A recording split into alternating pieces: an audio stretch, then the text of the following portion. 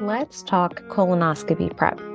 I'm Jess Lopez, co-host of the Living Well podcast by Jefferson Health. Colon cancer is touted as one of the most preventable cancers with regular screenings, yet it is the third most common cancer in both men and women in the United States, says Gastroenterologist Dr. Christopher Adkins, and ranks only second to lung cancer as a cause of death from cancer. Important to note is that guidelines now recommend that colon cancer screening starts for individuals at 45 years of age instead of 50 years of age. Rates have doubled in 20 to 49-year-olds in recent years, explains Dr. Adkins.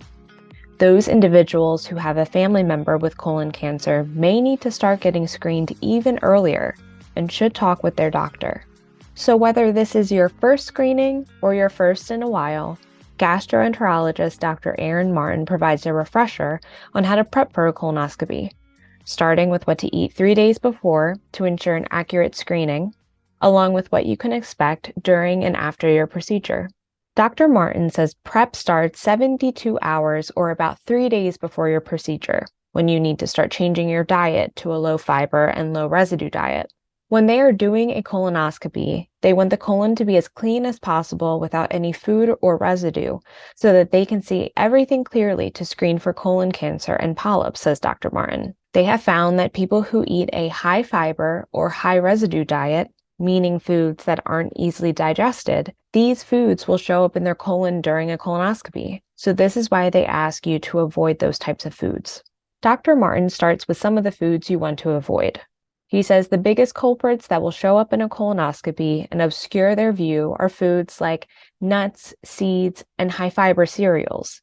You also want to avoid granola, coconut, dried fruit, and fresh fruit with the skin on, like apples and pears, or fruits with seeds like strawberries and raspberries. Popcorn is another food you want to avoid. Oatmeal, grits, and plain corn flakes are types of cereals that are okay, along with cooked fruits, like bananas and applesauce. According to Dr. Martin, the day before your procedure, you are only going to be on clear liquids all day.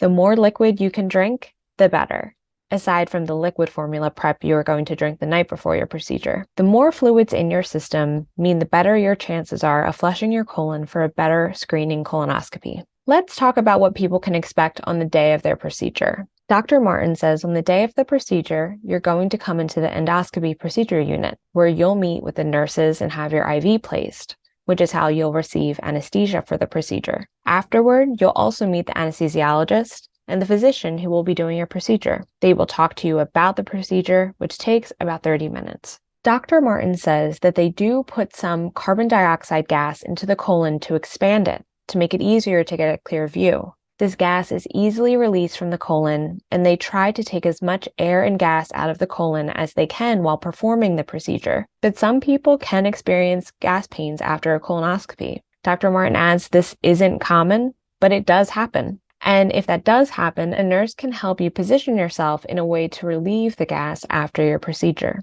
Can you go back to eating whatever you'd like after the procedure?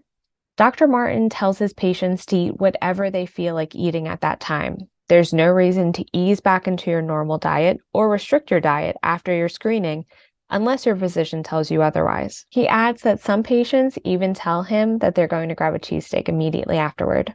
Dr. Martin says he and his staff are going to do everything possible to ensure patients feel absolutely comfortable and safe. There are only a few people in the procedure room.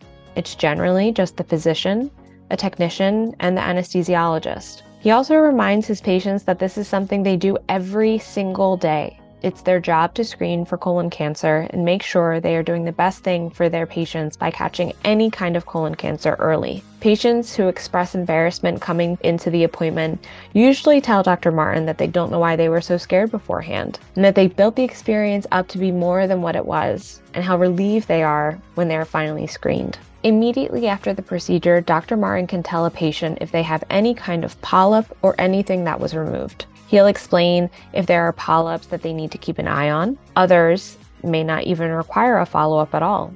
If a polyp requires testing, those results typically take about 3 to 5 days to come back. If you're interested in learning more about colonoscopy prep or the procedure, please visit jeffersonhealth.org/livingwell. For more interviews with Jefferson experts to help support your mental and physical well-being, listen and subscribe to the Living Well podcast by Jefferson Health on your preferred players, including Spotify, Apple Podcasts, and Podbean.